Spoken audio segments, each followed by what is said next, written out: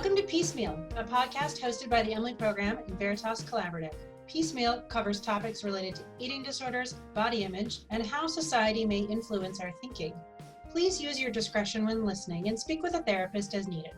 I'm your host, Jillian Lampert. Today, Dr. Dana Harron has joined us to discuss how partners of people with eating disorders can support their loved one through illness and recovery. Dana is a practicing psychologist in Washington, D.C. She's the founder and director of Monarch Wellness Psychotherapy, a boutique practice that specializes in mind and body problems such as eating disorders, anxiety, trauma, fertility issues, and depression.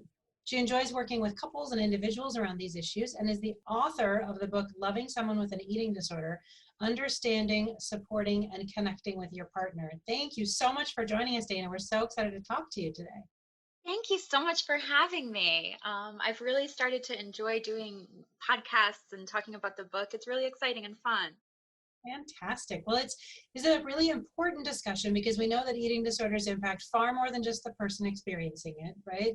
They're experiencing it firsthand, but any loved one of someone who has an eating disorder can tell you that it also really significantly influences them. So parents, siblings, friends, partners, eating disorders, and the secrecy and shame and obsessive thoughts and behaviors that are part of them so frequently are at odds with all of those relationships. So we're focusing on partner relationships today. So maybe get us started with a general idea of the impact of eating disorders on partners in a relationship. Yeah, absolutely. So as you mentioned, eating disorders impact all relationships, right? Because they get in the way of somebody being available to connect. But with partners, there are specific issues that you don't have crop up the same way in other relationships, right? So partners need to worry about or think about sex and intimacy, sometimes parenting together, sharing a kitchen, dates are usually you think about, I'm going to go out to dinner, right? And also some of the advice, not all of it, a lot of the advice is really solidly applicable across the board, but some of the advice that is appropriate for parents might not be appropriate for a peer level relationship where it's important that you're respecting the individuality and autonomy of your partner. Sometimes some of the advice that is out there doesn't really work in a couple. Exactly. Right. I can see that to be so true. There's just different way of engaging, different power dynamics, different connection, and all sorts of areas that we wouldn't be thinking of with those other populations. Yeah, I was saying earlier, if you treat your partner like a child, you are probably going to have a problem. Probably. That is excellent advice right there. That's worth it alone. So describe for us the mix of feelings that are common to partners of those with eating disorders, and maybe a little bit of context behind the feelings. Help us to understand the experience of that partner who's living with or in a relationship with somebody with an eating disorder. Absolutely. It's a maelstrom. So your partner is your person, right? So you care about them, you love them, right? And then when somebody hurts the person you love, you have a lot of other feelings about it, right? And some of those might be around like anger or even rage, right? And then when the person you love and the person who's being hurt and the person who's doing the hurting are all housed kind of in the same person, you end up with a lot of conflict. You are terrified for someone because you love them so deeply. And that also makes you really angry when you see the behaviors come up. But then you might also feel helpless or resigned. There's so much that can come up because these are our closest attachment relationships as adults. They're very important to us. And when our people are in pain, it impacts us really significantly. Absolutely. How do you recommend that partners navigate that complex set of feelings? And it strikes me that so much of what you just said happens all at the same time. So it's not just one path, it's all of those mixed together, and like you say, mixed together with enormous love. How do partners navigate that? Well, I think the first thing is to try to find a place of radical acceptance. The truth is, something as destabilizing as an eating disorder in your primary relationship is going to cause a lot of upheaval. And it is absolutely okay to feel what you feel. A lot of times people think that you can't love someone deeply and also be angry at them, or have compassion and also some desire to try to control them, right? But actually, those things all happen simultaneously in every relationship, but particularly when something like an eating disorder has entered the fray. So I would encourage partners to try to be open to, it's okay to feel whatever you feel, right? Now, behaviors are different. So, what you want to do with those behaviors once you're consciously aware of them, right? If you know you're angry, you might want to consider taking yourself for a walk before start like ranting and raving or whatever your first impulse might be, right? But if you know how you feel, then you can work with it. So I talk about acceptance first. And then once you know where you're at, then you can put into place whatever it is that you need. I love that concept of really knowing. Well, first of all, I love that take yourself for a walk. I'm going to think about that. I'm going to take myself for a walk later today to manage a number of feelings. But I just think that's such a beautiful example of how we need to be in touch with what we're experiencing, and that pause of like, what is this? Particularly when it's related to something as intensive an experience as an eating disorder in someone you love, because Yeah. that's scary. Eating disorders, we know, have have huge consequences. They can be fatal illnesses. They can rob so many things from people in their lives that they're scary and they're overwhelming, and those feelings can feel very large and unwieldy. And so really pausing to be in one's own space and validate your own feelings and express them is so important. And Yeah. I imagine without, if we when we because we all forget to do that. When we forget to do that or we miss that step, I imagine there's some mistakes that people could make when interacting with their partner who has an eating disorder that might further the situation to be more difficult, more conflictual, less healing, less loving. So what are a couple of mistakes that you see and that you talk about in the book that people make when they're interacting with their partner with an eating disorder? There are a few that are really, really common pitfalls. And a lot of these things seem actually the things that people end up doing that don't help or might even make things worse. They seem like they should help. So, I mean, honestly, the very first thing is thinking that you can fix the eating disorder.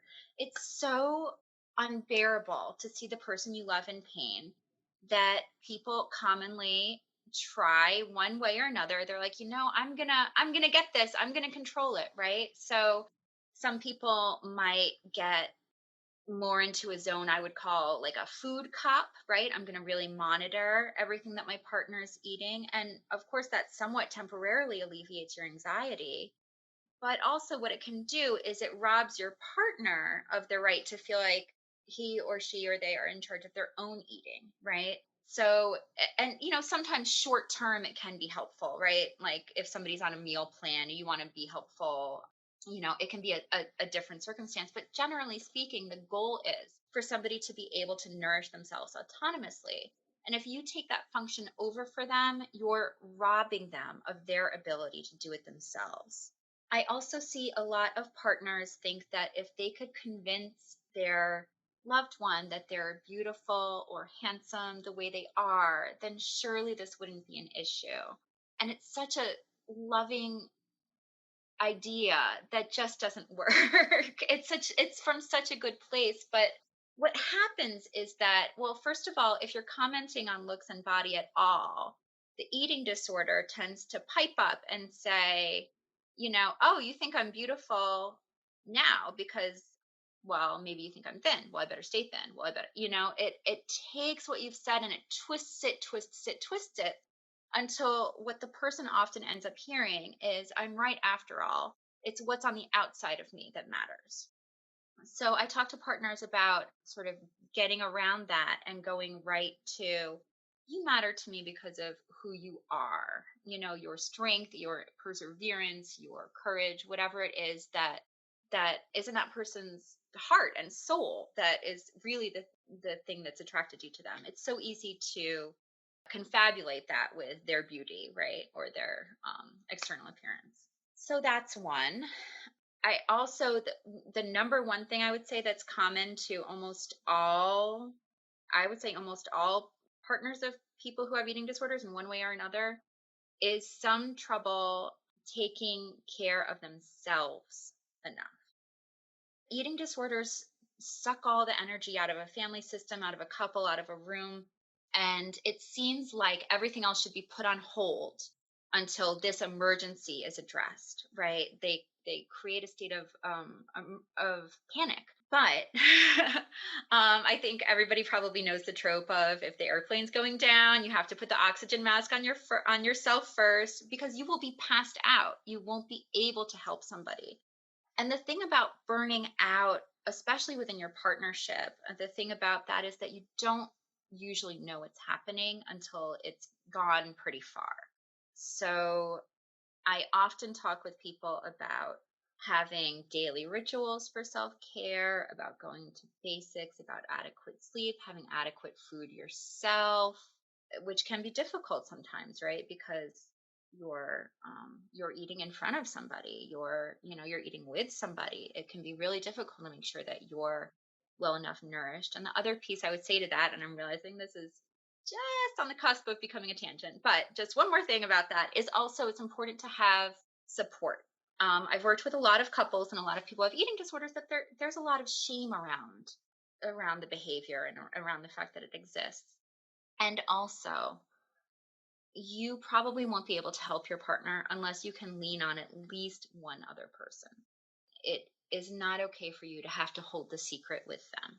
Now, maybe that means they're not ready to, or don't want to ever share things with common family or friends that you have together. Maybe that means you have to get your own therapist and operate within the boundaries of, that confidential relationship. But you have got to have some support that's not your partner, because your partner's got enough on the table and is truly unable to help you. Even if it looks and feels like help, that energy that goes in that direction is energy that can't be used for recovery.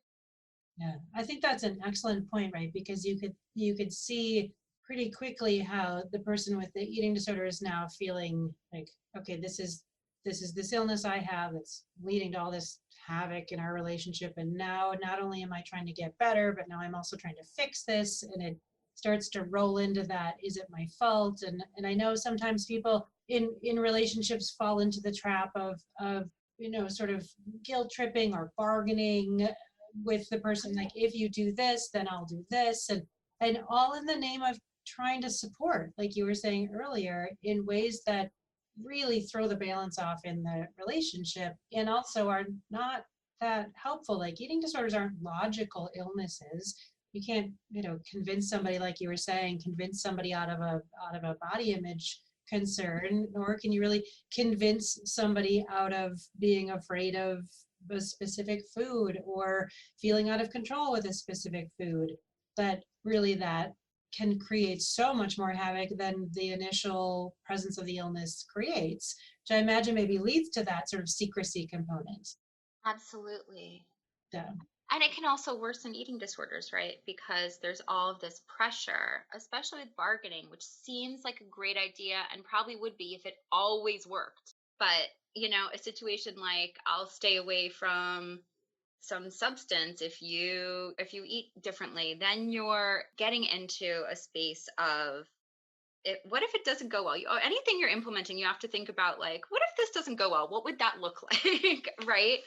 And bargaining is one of those examples where you cannot put your well-being on someone else, the same way that you cannot be responsible for your partner's eating disorder. You can be supportive, but if you attempt to take over responsibility, then it will not go well. You can't convince them, right? Because in one part of your brain, a person with an eating disorder absolutely knows, like, this is usually, I mean, until we're getting to like real malnourishment, like, this is a problem.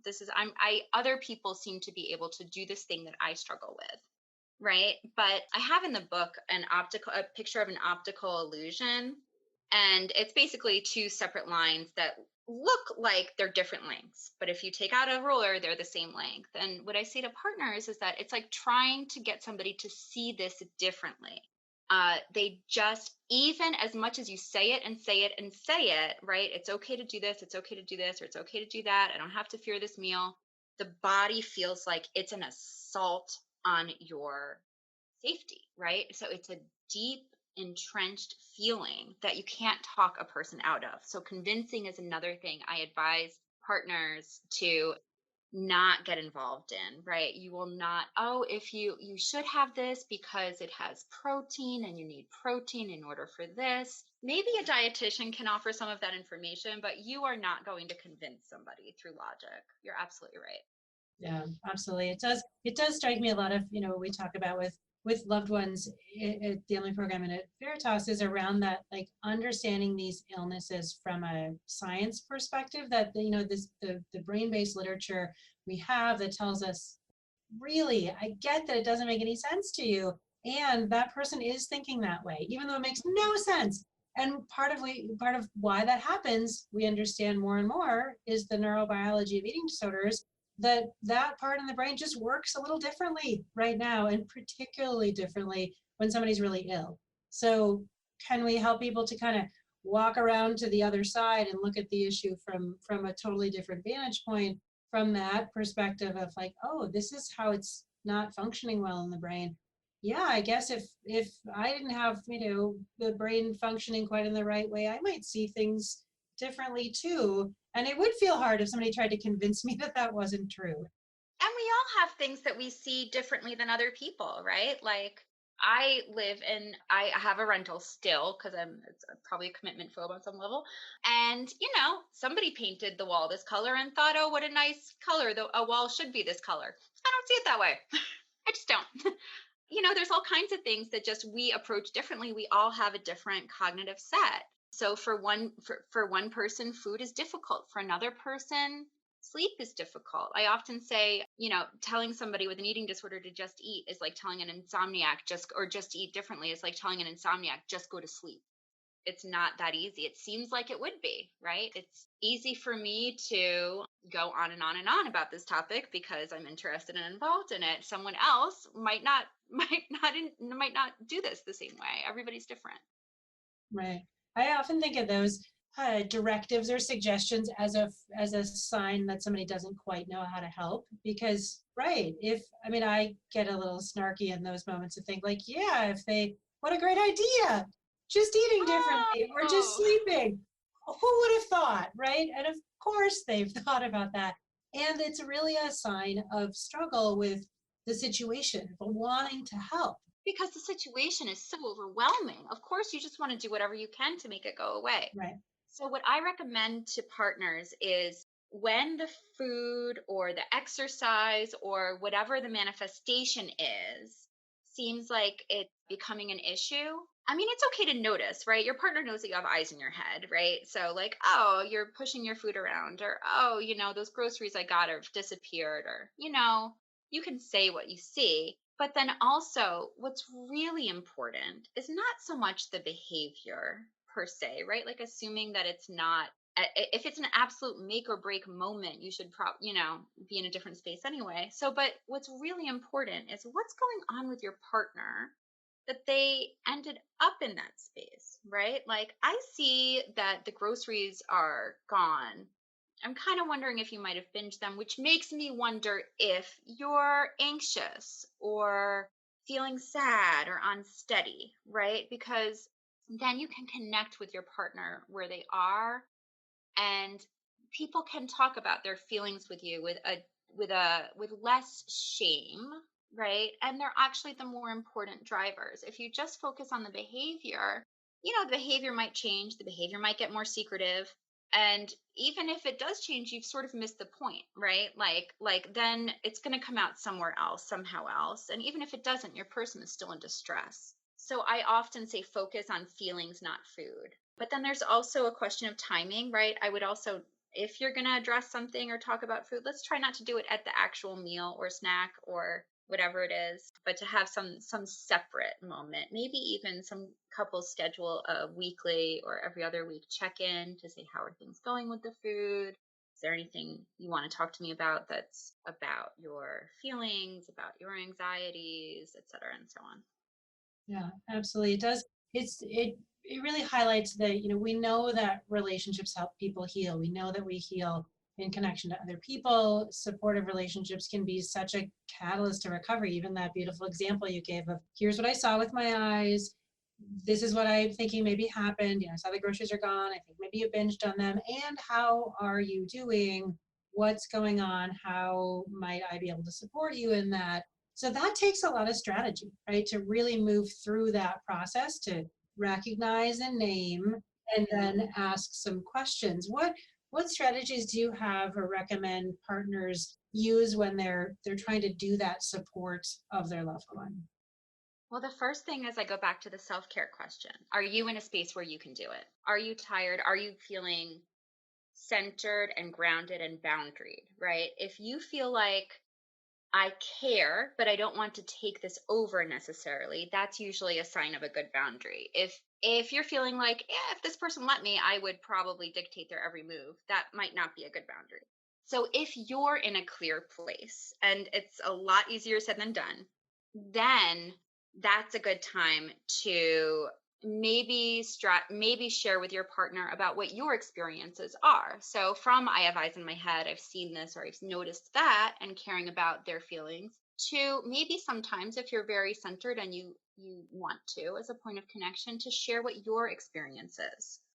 We talk about the I statement, which is a way to share your experience without necessarily putting it on somebody, right? So I noticed that you haven't eaten. I feel scared about that. And that's it. That's your sharing, right? If you have questions, you can ask them, but you might not get an answer to every question. But you can share with your partner the impact that the eating disorder has on you, because it does, and that's real. What you can't do is share it with them expecting that then, because it impacts you, they will be able to change it. It's more about letting your partner in on what your experience is like and getting curious about their experience. And I think that's a great point too. How can we be curious about somebody else's experience and get feedback around that?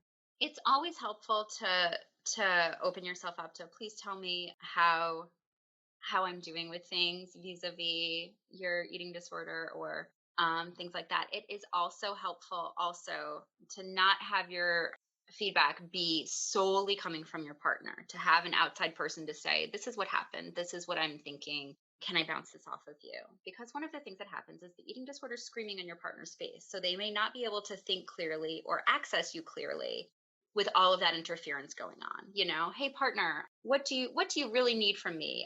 Somebody who's really in it in that moment might say, you know what, I need you to help me make sure I don't have more than 2 eggs at breakfast time, because then that'll set me up, and if I eat a small breakfast, I'll feel better at lunch. And there's always some kind of way in which it seems like that would be a good idea for a moment, and then you kind of go along because you're not sure, maybe you haven't slept, right?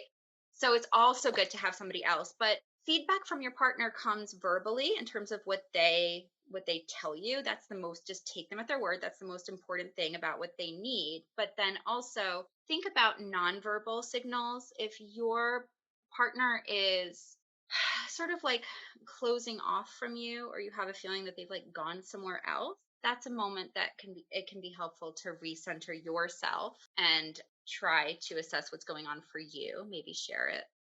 Yeah, it strikes me a lot of that is recognizing, again, we were talking about earlier, sort of recognizing where you are, and then is that the place from which you want to respond or support, and what works well for that person. Maybe humor will work, maybe taking a break will work, maybe asking, we talked about before that I would remind you about the eggs. Well, you told me you wanted 2 eggs for breakfast, and I see that you're having 1 or 3 or 4. Maybe in a lighthearted way, is this when I would ask you about the eggs in a situation like that? But I think everybody has their own way of doing it individually and in that sort of partnership connection, right? Hearkening to a previous commitment can be really helpful too. So when everybody is in a really grounded and solid frame of mind, like, how do we want to approach it? What if I do start having trouble tomorrow and we're out for dinner, right? Like, if you have trouble, would you want me to say something then? Would you want me to bring it up later? The answer is usually later. Later is usually better. and things like that. I find I use a lot of humor. I use a lot of very deadpan humor. I do make a cautious note on humor though, because I've seen it go a little sideways, that you want to make sure you stay clear of making light, because some people, in an attempt at humor to kind of make the situation feel more comfortable, will say things like, gee, I wish I could catch anorexia. And there you're getting maybe more into territory that is not as empowering as it could be, right? So you want to just read your partner. If you're not sure though, I would err on the side of caution. I would err on the side of caution if you're not sure. Most of us are pretty sure where our partner is on the humor scale, but I've seen it go sideways a couple times. So Oh yeah. Particularly if somebody's not in a or I say particularly if somebody's in a space where they're sort of grasping for what do I say next and don't quite know what to say. And so then we're in a space, like you say, that you might not make the best choice of what to say next in that thing. yeah, there's a therapy trope we say is like, don't just do something, sit there. That's the best. I haven't heard that one. I love it. Oh, really? Oh, That's so great.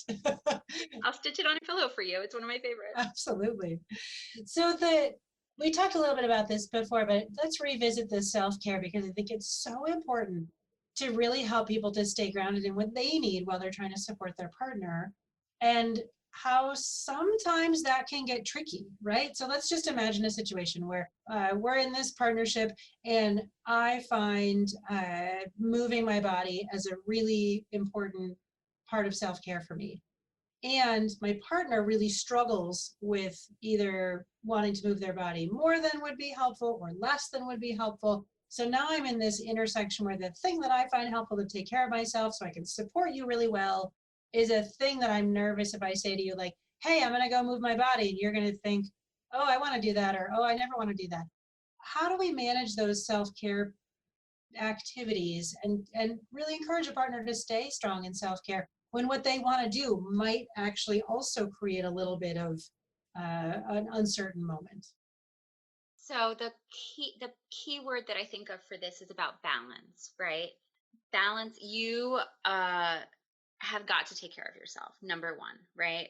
And also, 9 times out of 10, if you think creatively, you can find a way to do that that doesn't rub your partner's face in anything and doesn't negatively impact them, right? So do you have to, I'm going to the gym or I'm going out for a while, right? Like, it's really no different so you can be considerate where you can, right? While still, if somebody says like, oh, well, where are you going? Then you can get more, then you can get more specific. You don't want to be, secrecy is never good for relationships, and eating disorders breed secrecy, not just for the person suffering, but other people feel that they have to hide parts of their lives from them. So I also encourage partners to think about self-care. I say try to think small, because a lot of people think that they're doing self-care when they go for a massage once a month, but really it would be more effective to have 10 deep breaths a day, maybe even spread out during the day, right? Self-care, it can look like moving your body, it can look like nourishing your body well, making sure that you attend to medical issues. Cleanliness and hygiene are things that sometimes go out the window when you're dealing with something like an eating disorder or anything difficult. Maintaining your physical environment in a way that's comfortable for you. Now, always you and your partner may not have exactly matching sets of needs in that. So, of course, you want to be compromising and accommodating about what you each need. But if you're not in a good place, you really won't. People think that, and it seems natural that if I'm gonna just stay up this extra hour so that I can, I don't know, clean the refrigerator so my partner isn't faced with food, which is a kind thing to do. But then that extra hour that you stayed up took away from your sleep, which meant that in the morning you were not centered and grounded enough to be able to deal with the trouble there was over breakfast, right? Like, those things, they seem helpful at the time, but they often cascade if you're doing more than you can while taking good care of yourself. Yeah, I think that's an excellent frame, that taking care of yourself really means taking care of yourself and thinking how that will work over the long term. I'm curious what you would say, what sort of word of advice or message you would give to a partner who learns that their partner has an eating disorder. This is new information to them. In a relationship, new information. Say a little bit about that situation. Well, there are two kinds of circumstances where this generally comes about. And one is your partner has shared this with you, and the other is you've discovered it. And in either case, you're going to have strong feelings. And in either case, with your partner is probably not the best place to work out those strong feelings. So first thing is support outside of the relationship. If you have discovered it, it's likely that you'll have to deal with some feelings of betrayal and trust in either case, really, but especially if you've discovered it. If your partner has shared it with you, then a lot of people immediately get catapulted into what's the best, most perfect response. I need to say this right, or everything's going to get ruined, right? And it's always okay to not respond that much, to say something along the lines of, thank you so much for sharing that with me. It's a lot, and I have to think about it and feel about it. I mean, that's what a therapist would say, right? Like, it's a lot, and I've got to, it's a lot, and I've got to deal with it for a while, and I'll get back to you, right? Like, it's a lot. Wow. Okay. You can share. I'm sure you probably do appreciate being told it if you're told, right? Because it's so, so vulnerable for somebody to tell you the things that they're struggling with. So you can share your appreciation around that. And it's okay to walk away and come back. You don't have to say the perfect thing. In fact, the pressure to say the perfect thing, I think, is part of what makes people say all kinds of things that are very far from perfect. Just shoot for good enough. I appreciate you, partner. I love you. I'm here with you. I don't know anything about eating disorders. I'm going to go check the internet. I'm going to read Dana Harron's book, and I'll get back to you. Education really helps. Education makes you feel a lot more grounded. Some people sometimes it works for a couple to go into one or two sessions together with the person who's suffering treatment team. Sometimes that doesn't work. It really depends. But in either way, there's a lot of education available. The National Eating Disorders Association website has a lot of stuff. And there are also often, depending on the level of care that your partner is dealing with, there may be something like family support groups or couple sessions are available through that. I'm not sure where you guys land on that exactly, but I do know that you're very holistic. Yeah, I think that's a great point to seek support, that there are multiple ways to get that, and to definitely take that time and reiterate that I'm here with you, I love you, I need a little time, and to navigate that carefully, because right, there's not the right thing to say, and even if you think you have the right thing, it might go not so right some way that you didn't expect. But I think that takeaway message of listen, absorb, reflect your care and concern for your loved one, and stay connected through it, just like you would if your partner told you they had some other illness, right? That's the thing I think that we forget sometimes, and that the stigma of eating disorders really encourages us to forget, is that eating disorders are illnesses, and there are a lot of illnesses out there, and we don't have to put eating disorders in its own special category full of stigma. It can be it's another kind of illness. So how can we support people? Eating disorders and a lot of the other things that are kind of in the family of process addictions are particularly tricky for loved ones because it seems choiceful. And I think it's really important to keep in mind that it is not. Nobody, even if you're even if you're doing gymnastics to convince yourself on a day or two that, yes, I would choose this, nobody really would if they're in their right mind and body, right? Nobody would decide I don't want to be properly nourished, whatever that means. I want to have shame and guilt. But the genetics are what they are. Yeah, I think that's a great point. I think that's a loud and clear good point that people who struggle with eating disorder would say time and time again, like, you would not choose this. If that's what this were about, people wouldn't have eating disorders, because nobody would choose this experience for themselves. So that's an excellent point. What would you say is sort of a closing takeaway message to partners out there in a relationship with somebody with an eating disorder? What would you say to somebody who might be listening? I would say that It is okay and normal to have a lot of feelings about it. You are not alone. There is help and support available for your partner and for you. And that taking care of yourself is vitally important in order for you to be available to help your partner or connect with your partner. Absolutely. So well said. Dana, thank you so much for joining us and having this conversation. It's so important. It's my privilege. I really appreciate you having me on. You're welcome. If you enjoyed today's episode of Piecemeal, please subscribe, rate, or leave a review on Apple Podcasts or wherever you listen. Learn more about us at emilyprogram.com and veritascollaborative.com, or search Emily Program and Veritas Collaborative on social media. Piecemeal is produced by Angie Mitchell and Nancy Linden with music by Dan Forkey. Until next time, take care.